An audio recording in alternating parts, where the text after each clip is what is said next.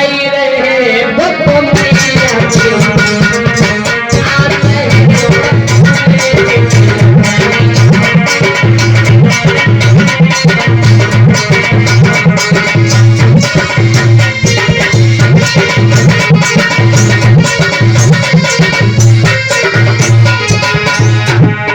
सभी लोग जोरदार ताली बाबा साहब के लिए बजाएं। अरे धीरे धीरे साहिब जाई रहे बप्पो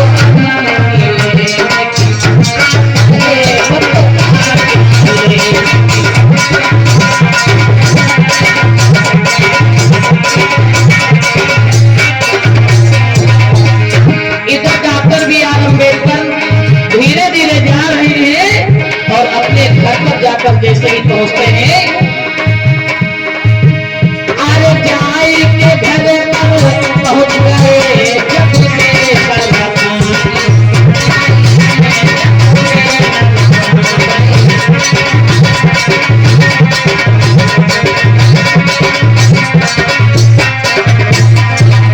आज जैसे ही मैया रमाबाई ने देखा साहब को अभिनंदन किया और अच्छी तरीके से स्वागत किया। अरे मात रमाबाई जब देखा तो सूरत चरणों में चले गई सब सूरत चरणों में।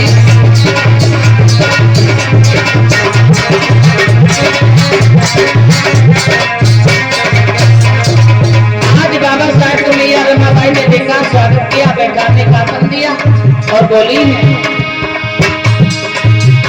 अरे कहो क्या बात है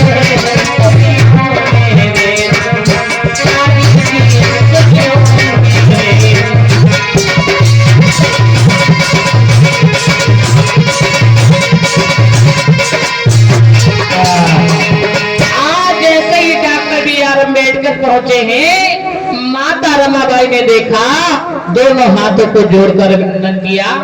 इधर बाबा साहेब सोच में नहीं आया है, ना जाने कहां रह गए।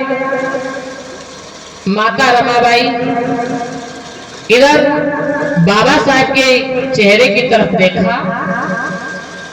वैसे बाबा साहेब का जब चेहरा उदास होता था तो माता रमाबाई को संकेत लग जाता था, कोई ना कोई कारण जरूर है, और उदासी को देखकर ही मैया रमाबाई समझ जाती थी। आज माता रमाबाई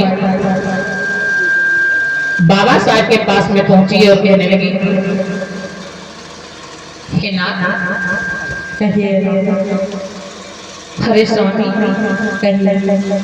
क्या बात है, आज आप बहुत उदासी ऐसी चेहरे पे छाई है, ऐसी कौन सी बात है, क्या बात? अरे कोई तो बात होगी स्वामी। अरे हमको की बताने में आपको संकेत लग रहा है स्वामी, आप हमसे तो बताएं क्या बातें हैं। क्या बताओ रमा? हाँ, कहना तो बहुत कुछ चाहता हूँ, हाँ, लेकिन क्या करूँ रमा? अरे आप क्यों नहीं बता रहे? आज डॉक्टर बी आर अम्बेडकर कहने लगे, अरे भाई तुमको तो पता है हमारे जीवन में दुख के सिवाय और कुछ नहीं आता है। लोग कहते हैं, लोग संसार में कहते हैं कि दुख जाएगा सुख आएगा, ये लोग यहाँ के कहते हैं, ये लोग यहाँ के कहते हैं, मगर ये बात से सहमत नहीं मेरे मन भी।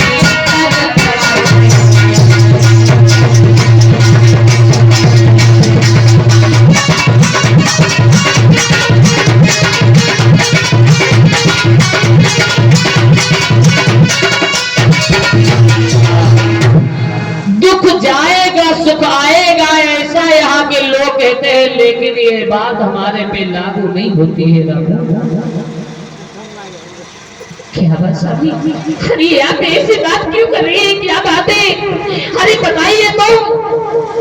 बाबा साहब कहने लगे रामू, यहाँ के लोग कहते हैं कि दुख जाएगा सुख आएगा, हाँ, लेकिन हम जब जब उठा हूं सुबह एक दुख हमको जरूर मिला। कहीं लोग पानी की वजह से मर रहे, कहीं लोग खाना की वजह से मर रहे। इस समाज हमारा बहुत सताया जा रहा है। जब सुबह उठता हूँ तब हमको एक दुख जरूर मिलता है। लोग कहते हैं कि दुख जाएगा सुख आएगा, लेकिन हमारे बात पर ये नहीं उतरती तरक्की कसौटी पर, कभी लागू नहीं होती है। हम जब उठता हो तब हमको एक नया दुख जरूर मिलता है, एक ना एक दुख जरूर हमको सुबह मिलता है।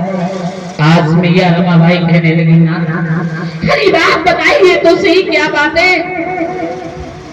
Doctor B.R. अम्बेडकर कहने लगे, आज मुझको मुंबई के ओर जाना है, मेटी रखी गई है रामू, और हमको वहां पहुंचना जरूर है।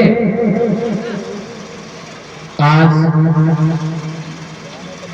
माता रमाबाई ने कहा, ना आपको अचानक विचार ऐसे बना लेती है, चल देती है।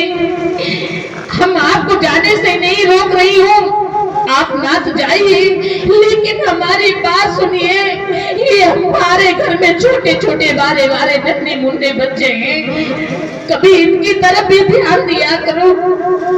क्या करूं? अरे क्या करूं मैं? मुझको तो एक डेली दुख मिलता है। अगर मैं समाज की तरफ ना देखूं तो मेरा मन उदास रहता है, अगर मैं बच्चों की तरफ ना देखूं तब भी मेरा मन उदास रहता है। रामू मैं करूं तो करूं क्या, जाऊं तो जाऊं कहां रामू? मैया रमाबाई कहने लगी, कोई बात नहीं मां, अरे कोई बात नहीं है, आप रो मत। आपकी आंख में आंसू में नहीं देख सकती ना, लेकिन मेरी एक बात सुनो, मेरी एक बात सुनो स्वामी। हमारे घर में जो बारे बारे बच्चे हैं ना, उसमें से राज रतन जो है बहुत बीमार है, राज रतन जो है बहुत बीमार है ना। ऐसा करो कि आप कुछ पैसे दे दीजिए जो कि मैं अपने बच्चे की दवाई ले सकूं। बाबा साहब कहते, ना भद्री, मैं पैसा नहीं दे सकता तुमको। अगर एक भी रुपया उसमें से तुमको दिया तो हमारे भाड़े में कम हो जाएंगे, किराए में कम हो जाएगा, और मैं पहुंच नहीं पाऊंगा रामू, मैं पैसा नहीं दे सकता। गौर करिए माता और बहनों, एक एक रुपए के लिए उस समय बहुत मुसीबत थी डॉक्टर B.R. अम्बेडकर के साथ। आज आपके अल्फाकत पैसा उड़ जाते हैं, जहां अच्छी विचार होती वहां पैसा नहीं देते। आप बहुत सरल की बात। बाबा साहब कहने लगे, रामू हमको क्षमा करना, मैं पैसा तुमको नहीं दे सकता।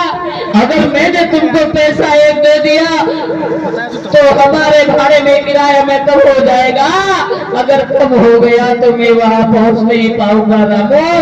और मैं क्या करूं क्या ना करूं, मेरे कुछ समझ में नहीं आता है। यहाँ मेरा बच्चा भी एक बीमार है, लेकिन रामू हमारे करोड़ों करोड़ों समाज के बच्चे बीमार हैं, क्या करूं?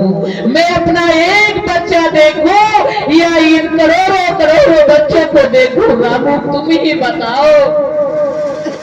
मैया रमाबाई ने कहा, बात तो सही है स्वामी, आपकी बात तो मैं सहमत हूँ, लेकिन हमारे बच्चे को अगर कुछ होता है दवा के बस, तो स्वामी मैं क्या करूंगी?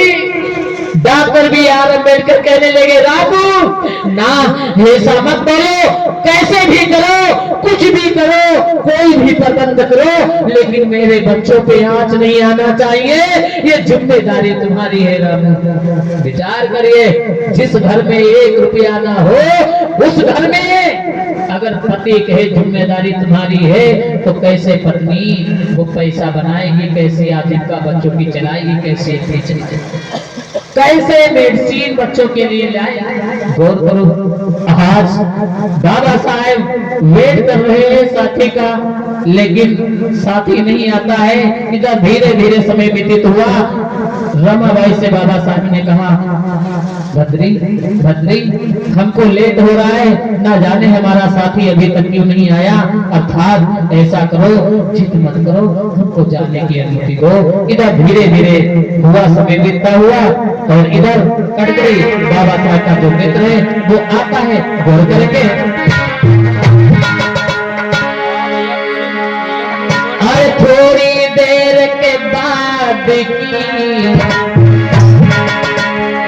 थोड़ी देर के बाद की सासुनियों कथा